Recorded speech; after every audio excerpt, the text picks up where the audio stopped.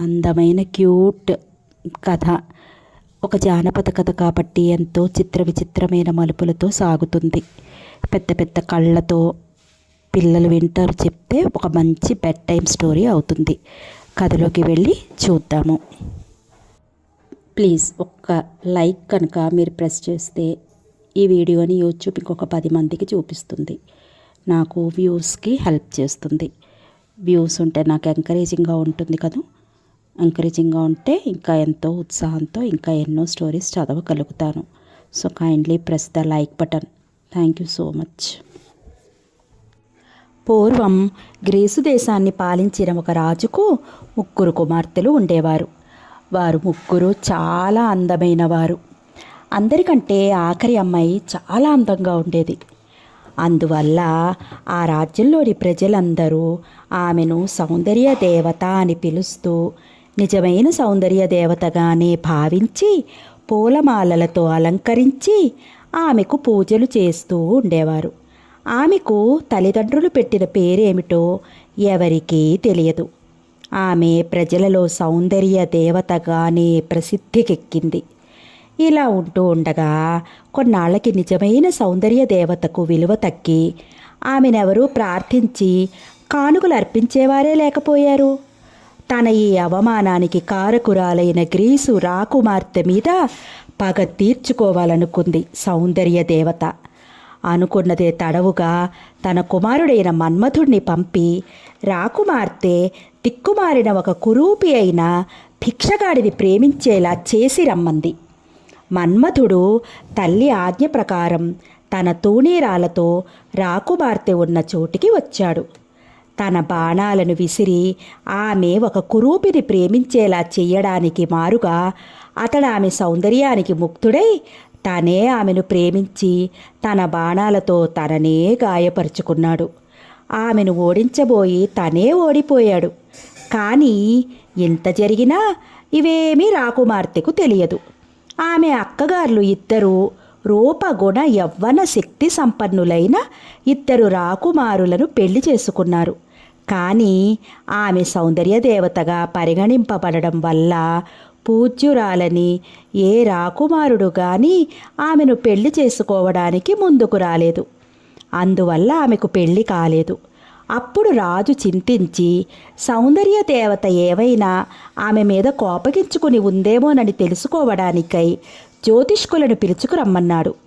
జ్యోతిష్కులు వచ్చిన తరువాత రాజు వారిని ఈ విషయమై ప్రశ్నించాడు. వారు సౌందర్యోపాసన చెయ్యగా దేవి వారికి రాజుగారి చిన్న కుమార్తెను అలంకరించి పెళ్లి బట్టలు కట్టబెట్టి ఆమెను తీసుకుని పోయి ఎత్తుగా ఉన్న ఒక కొండ మీద ఏకాంతంగా వదిలిపెట్టి రావలసినదని, అది దైవ శాసనమని, అలా చెయ్యకపోతే రాజ్యం శత్రువుల పాలవడమే కాక రాజ్యంలో ప్రజలందరూ దుస్థితి పాలు కావలసి ఉంటుందని అగోచర రూపంలో వచ్చి చెప్పిందట.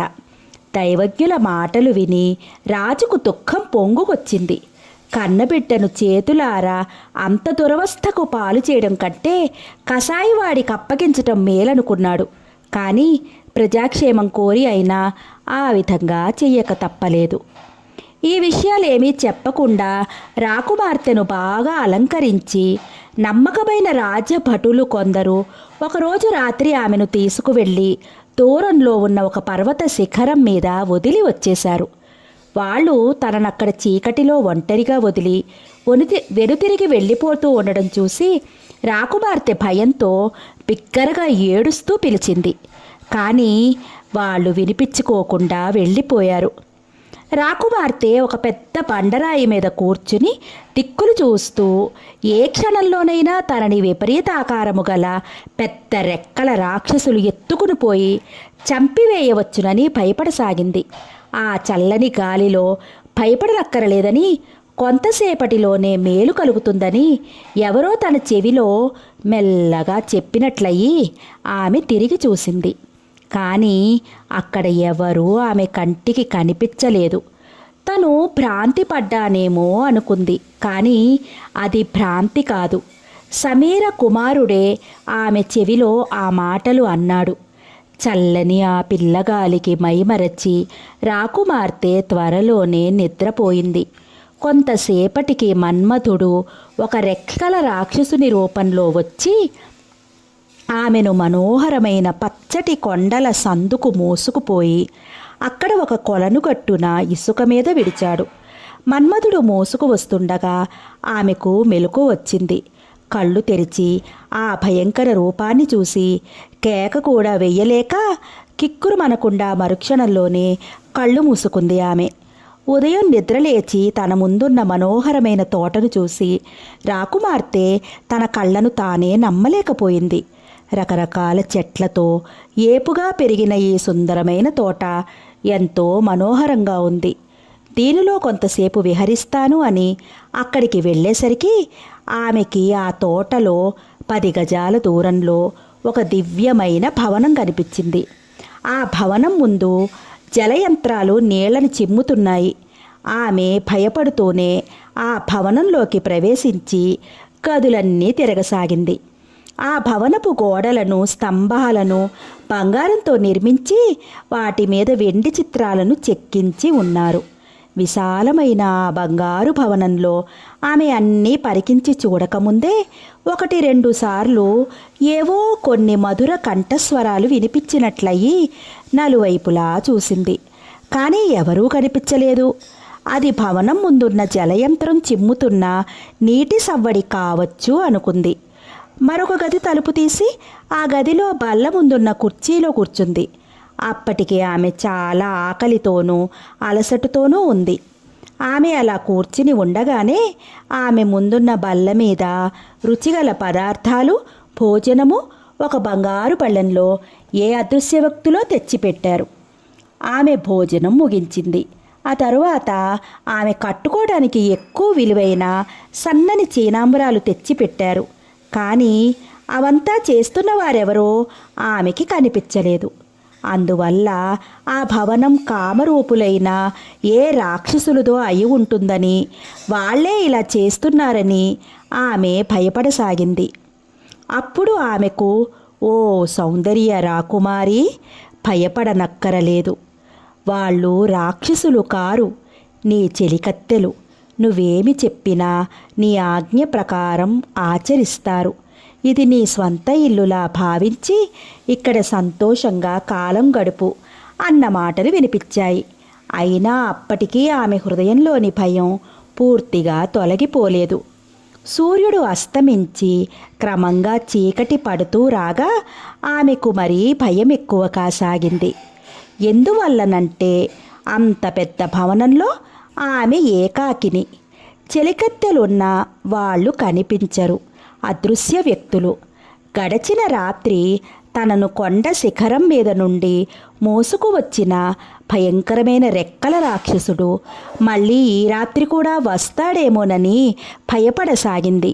ఇంతలో ఏదో రెక్కలతో వచ్చి అక్కడ వాలిన చప్పుడు వినిపించింది. అంతేకాకుండా ఆ ఆకారం ఆమెను సమీపించి, సౌందర్య రాకుమారి, నువ్వు నా భార్యగా ఉండడానికి సమ్మతించినట్లయితే నేను ప్రతిరోజు రాత్రి ఇక్కడికి వస్తాను. అయితే ఇక కొంతసేపట్లో సూర్యోదయం అవుతుందనగా ఇక్కడ నుంచి వెళ్ళిపోతాను. నువ్వు నా ముఖాన్ని చూపించమని అడగంగానే నేనెవరినో తెలుసుకోవాలని ప్రయత్నించటం కానీ అలా అడగడం కానీ ఏమీ చెయ్యకూడదు. నా మాట నమ్మి నన్ను ప్రేమిస్తే నీకు శుభం కలుగుతుంది అని అంది. రాకుమార్తె సమ్మతించింది. ఆ వింత వ్యక్తి ప్రతిరోజు రాత్రి వచ్చి ఆమెతో సుఖంగా గడిపిపోతూ ఉండేవాడు.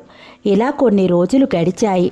ఒకరోజు ఆమె తన ఉద్యానవనంలో పూలను కోస్తూ తనను రాజభటులు ఏ పర్వతం మీద అయితే వదిలి వెళ్లారో ఆ పర్వతం మీద తన అక్కగారులు ఇద్దరూ కూర్చుని గుండెలు బాదుకుంటూ ఏడుస్తూ ఉండడం చూసింది.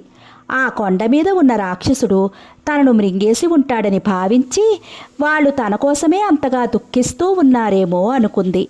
ఆ రోజు తన ప్రియుడు రాగానే ఈ విషయం చెప్పి తను బ్రతికే ఉన్నదన్న విషయం తన అక్కగారులకు తెలియజేసి వారిని పిలుచుకురావలసినదిగా ప్రార్థించింది. కానీ అతడు మొదట సమ్మతించలేదు. చివరికి సమ్మతించి ఆ మరుసటి రోజు వారిని ఎత్తుకుని వచ్చి తన ప్రియురాలి ముందు విడిచాడు. వాళ్ళు తమ చెల్లెలు నివసిస్తున్న సుందరమైన ఆ స్వర్ణ భవనాన్ని చూసి ఆనందించడానికి మారుగా ఆమెకు కలిగిన సంపదకు అసూయపడి తమ అసూయను కనబరచకుండా ప్రేమను నటిస్తూ ఆ రెక్కల వ్యక్తిని గురించి ఆమెను ఎన్నో ప్రశ్నలు అడిగారు. కానీ ఆమెకు మాత్రం ఆమె ఏమీ చెప్పలేకపోయింది. వాళ్ళిద్దరి మనసుల్లోనూ దురభిప్రాయాలు, దురాలోచనలు నిండుకున్నాయి. తమ చెల్లెలి ఆనందాన్ని పాడు చేయడానికి వాళ్ళు తెలివిగా ప్లాన్ వేశారు. ఆమె ప్రియుడిని గురించి అతడొక రెక్కలు గల భయంకరమైన సర్పమని, ఎప్పుడో ఒకరోజు తప్పకుండా ఆమెను మృంగివేస్తాడని, అతడిప్పుడు ఆమె మీద దయ కనపరుస్తూ తన సమయం కోసం వేచి ఉన్నాడని, అలా కాకపోతే అతని రూపాన్ని ఆమె చూడడానికి కానీ అతడు పగటివేళ ఆమెకు కనిపించడానికి కానీ ఎందుకు ఒప్పుకోడని, కాబట్టి అతను నిద్రపోతున్నప్పుడు బాకుతో పొడిచి చంపి ఆమె ప్రాణాలను భయంకరమైన చావు నుంచి తప్పించుకోవలసినదని చెప్పి వాళ్ళు తమ చెల్లెలి చేతికి ఒక బాకు ఇచ్చి వెళ్ళిపోయారు. ఆమె భయపడసాగింది. తన ఇద్దరు అక్కగారులు చెప్పిన మాటల వల్ల ఆమెకు తన ప్రియుడి మీద నమ్మకమంతా నశించిపోయింది. తను అతగాడిని చూడడానికి అతడెందుకు సమ్మతించలేదు? అతడికి రెక్కలెందుకున్నాయి? ఇవి తప్పక కనుక్కోవాలి అనుకుంది. ఆ రోజు రాత్రి ఆమె ప్రియుడు నిద్రిస్తున్నాడు. ఆమె దీపం వెలిగించి బాకు చేతితో పట్టుకుని మెల్లమెల్లగా అతడు నిద్రిస్తున్న గదిలోకి వెళ్ళింది. దీపపు కాంతి అతని ముఖం మీద పడింది. ఆ వెలుగులో ఆమె అతని ముఖాన్ని చూసింది. అతని ముఖం చాలా అందంగా ఉంది. అతని తెల్లటి రెక్కలు భుజాల మీదకు ముడుచుకుని ఉన్నాయి. ప్రక్కన ఒక విల్లు, అమ్ముల పొది పడి ఉన్నాయి. వాటిని చూడగానే ఆమె అతడు మన్మధుడు అని తెలుసుకుంది. రెప్ప వెయ్యకుండా కొన్ని నిమిషాల పాటు అతన్ని చూసింది. ఉన్నట్టుండి చేతులు వణకనారంభించటంతో ఆమె చేతిలో ఉన్న బాకు జారి క్రింద పడిపోయింది. ఆమె అతని ప్రక్కన ఉన్న అమ్ముల పొదిలోంచి ఒక అమ్మును తీసి దాని వాడి మొనతో తన వ్రేలి మీద గుచ్చుకుంది. దాని స్పర్శ తగలగానే ఆమెలో అతడిని చంపాలన్న భావన తొలగిపోయి అతడిని మరింత గాఢంగా ప్రేమించసాగింది. దీపాన్ని అతని ముఖానికి నేరుగా ఎత్తులో పెట్టబోతూ ఒకమారు మళ్ళీ అతని ముఖాన్ని పరీక్షగా చూసింది. ఆ సమయంలో దీపంలో నుంచి ఒక చుక్క కాగిన నూనె కారి అతని ముఖం మీద పడింది. వెంటనే అతడు మేలుకుని ఆమెను బాగా తిట్టి ఆ రాత్రిలోనే రెక్కలు విప్పుకుని వెళ్ళిపోయాడు. అతడు వెళ్ళిన మరుక్షణమే ఆ బంగారు భవనం కనపడకుండా మాయమైపోయింది. రాకుమార్తె అక్కడ ఒంటరిగా మిగిలిపోయింది. ఆమె చాలాసేపటి వరకు దుఃఖించింది. ఆ తరువాత ప్రియుడైన మన్మథుడిని వెతకసాగింది. అయినా అతనెక్కడా కనిపించలేదు. చివరికి ఆమె సౌందర్య దేవత ఆలయాన్ని చేరుకుని తన ప్రియుడు తనకు దొరికేలా అనుగ్రహించవలసినదని దీనంగా ప్రార్థించింది. సౌందర్య దేవత జరిగిన విషయాలన్నీ ఇంతకు మునిపే సముద్రపు కాకి వల్ల విని ఉండడం వల్ల రాకుమార్తె మీద మునిపటి కంటే ఇప్పుడు ఆమెకింకా ఎక్కువ కోపం కలిగింది. సాధించలేని పనులు చెప్పి రాకుమార్తెకిప్పుడు శిక్ష విధించాలనుకుంది. ఈ 4 పనులను నువ్వు సాధించుకు వచ్చినట్లయితే నీ ప్రియుడు నీకు దొరికేలా అనుగ్రహిస్తాను. నా తేరు క్రింద పావురాలు, ఊర పిచ్చుకలు తమ ఆహారం కోసం తెచ్చుకుని తింటున్నప్పుడు రాలిన రకరకాల ధాన్యపు గింజలు ఉన్నాయి. వాటిని రకం వారి వేరువేరుగా నువ్వు రేపు సూర్యోదయమయ్యే లోపుగా ఏర్పరిచి ఉంచాలి. ఇది నువ్వు చేయవలసిన పనులలో మొదటిది అన్నది.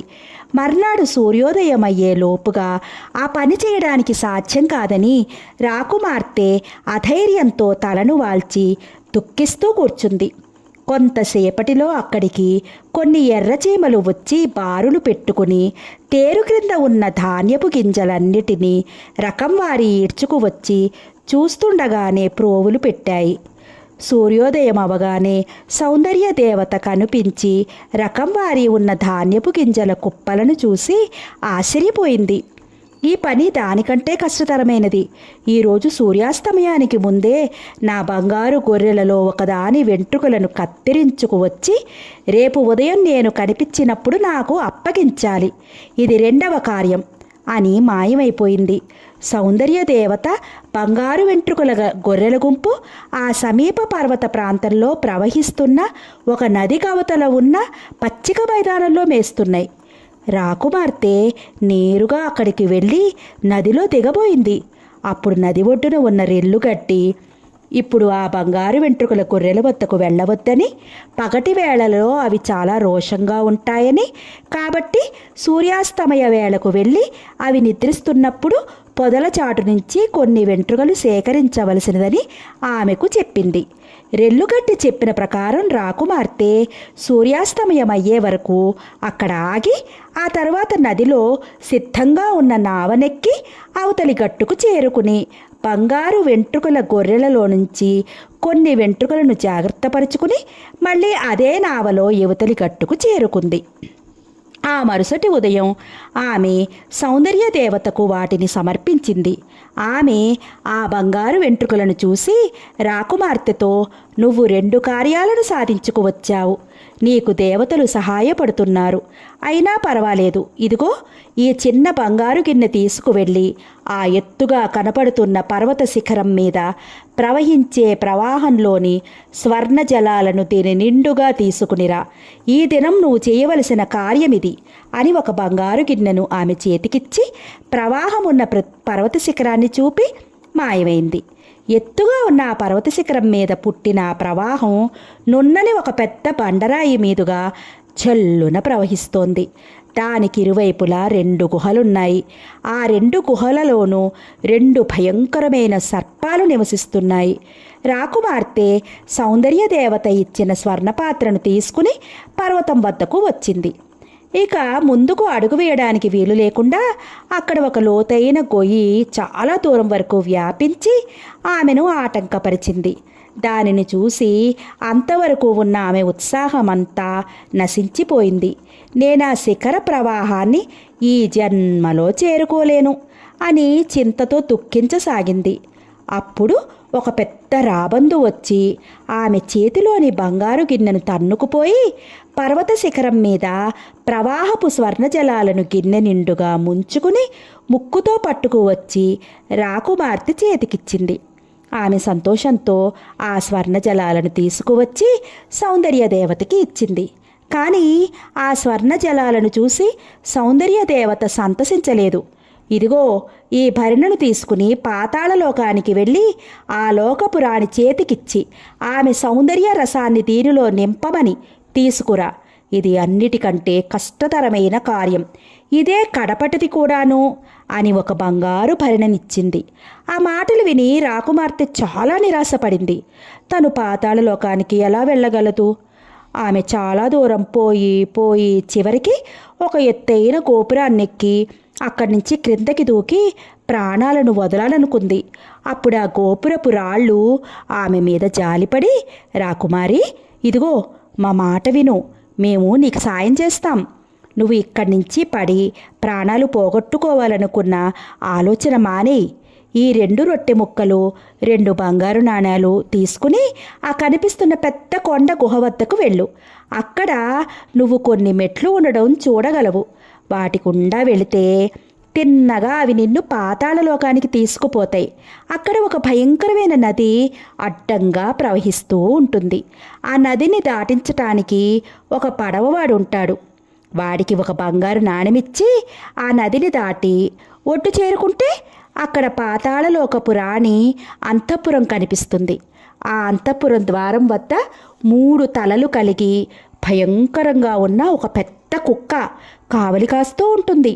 దానికి ఒక రొట్టె ముక్క వేసి తప్పించుకుని లోపలికి వెళ్ళి పాతాళలోక రాణిని ఆమె సౌందర్యంలో కొంత భాగం నీ వద్దనున్న భరిణలో నింపమని ప్రార్థించు. ఆమె అలా చేసిన తర్వాత భరిణను భద్రంగా మూతవేసి వెనుతిరిగి ద్వారం వద్దకు వచ్చి 2వ రొట్టె ముక్కను కుక్కకు వేసి అక్కడి నుంచి తప్పించుకుని బయటపడి 2వ బంగారు నాణాన్ని పడవవాడికిచ్చి నదిని దాటి ఆ గుహ మార్గంగానే ఈ లోకానికి వచ్చేయి. కానీ ఆ భరిణ మూతను తీసి చూడొద్దు. అలా చేస్తే నీకు తప్పకుండా అపాయం సంభవిస్తుంది అని చెప్పి రొట్టె ముక్కలను బంగారు నాణాలను ఇచ్చి పంపాయి.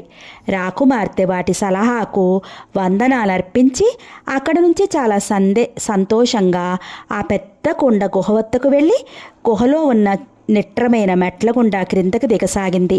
అక్కడ చాలా చీకటిగా ఉంది. పూర్తిగా ఆ మెట్లు దిగి క్రిందకి పోయేసరికి అక్కడ ఒక నది కనిపించింది. ఆ నది నీరు చాలా నల్లగాను మురికిగాను ఉన్నాయి. పడవవాడు ఒడ్డున కూర్చుని ఉన్నాడు. రాకుమార్తె అతనికి ఒక బంగారు నాణెం ఇచ్చి తనని నదికి అవతలి గట్టుకు చేర్చమంది. అతడు ఆమెను నది దాటించాడు. ఆ తీరంలోనే పాతాళ రాజ్యపు రాణి అంతపురం కనిపించింది. ద్వారం వద్దకు వెళ్ళేసరికి రాకుమార్తెను చూసి 3 తలల కుక్క తన 3 నోళ్లతోనూ ఒకేసారి మొరగసాగింది. రాకుమార్తె తన వద్దనున్న రొట్టె ముక్కలలో ఒకటి దానికి వేసి అది తింటూ ఉండగా అంతపురాన్ని ప్రవేశించింది. ద్వారాలన్నిటినీ దాటి చివరికి ఆమె పాతాళలోకపు రాణి ఉన్న చోటికి చేరుకుని ఆమె చేతికి బంగారు భరిణెనిచ్చి దానిలో ఆమె సౌందర్యాన్ని నింపమని ప్రార్థించింది. రాణికి ఆమె మీద జాలి కలిగి తన సౌందర్యాన్ని అందులో నింపి రాకుమార్తెకిచ్చింది. రాకుమార్తె పాతాళ రాణికి వందనాలర్పించి అక్కడ నుంచి త్వరగా వెనుతిరిగి రాబోయింది. ద్వారం వద్ద ఆమెను మళ్ళీ 3 తలల కుక్క అటకాయించింది. 2వ రొట్టె ముక్కను దానికి వేసి ద్వారం దాటి ఒడ్డును చేరుకుని 2వ నాణాన్ని పడవవాడికిచ్చి నదికి ఇవతల గట్టు చేరుకుని మెట్లెక్కి కొండ గుహలోకి రాసాగింది. పూర్తిగా కొండగుహ దాటి యువతలికి వచ్చేసరికి ఆమెకు ఆ భరిణె మూతను తీసి చూడాలనిపించింది. గోపురపు రాళ్ళు చెప్పిన మాటలు మరిచిపోయింది. ఆ భరిణె మూతను తీసి అందులోని సౌందర్య రసాన్ని త్రాగాలనుకుని మూతని కొంత వదులు చేసేసరికి ఆమెకు మూర్ఛ వచ్చి అలాగే పడిపోయింది. అప్పుడు మన్మథుడు పరిగెత్తుకు వచ్చి మూర్ఛ నుంచి తెలివిని పొందే వరకు ఆమెకు ఉపచారము చేసి వెళ్ళిపోయాడు. ఆ తర్వాత ఆమె బంగారు భరిణెనెత్తుకుని సౌందర్య దేవత వద్దకు వెళ్ళింది. ఆ సమయంలో మన్మథుడు ఆమెకు సాయపడకపోయినట్లయితే ఆమె జీవించి ఉండేది కాదు. ఆ భరిణను సౌందర్య దేవత చేతికివ్వగానే ఆమె, భేష్, అన్ని కార్యాలు సాధించావు. ఇదిగో ఇప్పుడు ఒక క్షణకాలం కళ్ళు మూసుకుని దీర్ఘశ్వాస పీల్చు అన్నది. రాకుమార్తె అలా చేసింది. వెంటనే సౌందర్య దేవత ఆ భరిణలో ఉన్న సౌందర్య రసాన్ని త్రాగి గంధర్వ రూపం ధరించి గగన వీధికి ఎగిరిపోయింది. రాకుమార్తె కళ్ళు తెరిచి సౌందర్య దేవత ఆకాశంలో ఎగిరిపోతూ ఉండటం చూసి అక్కడే పడి ఉన్న ఆ బంగారు భరిణలోని ఒక చుక్క సౌందర్య రసాన్ని తన నాలుక మీద వేసుకుంది. వెంటనే ఆమె కూడా ఒక అందమైన సీతాకోక చిలుక లాంటి రెక్కలు కలిగిన చిన్న సౌందర్య దేవతగా మారిపోయింది. అప్పుడు ఆమె ప్రియుడైన మన్మథుడు తన తెల్లటి రెక్కలతో ఆమె ముందుకు వచ్చి వాలాడు. ఆ తర్వాత వాళ్ళిద్దరూ హిమాలయాల మీదకి ఎగిరిపోయి ఇతర దేవతలతో కలిసి చాలా కాలం హాయిగా గడిపారు. అది కథ. ఇంకొక మంచి కథతో మళ్ళీ కలుసుకుందాం. ఇది ఒక ఇంగ్లీష్ కథకి ట్రాన్స్లేషన్. Thank you.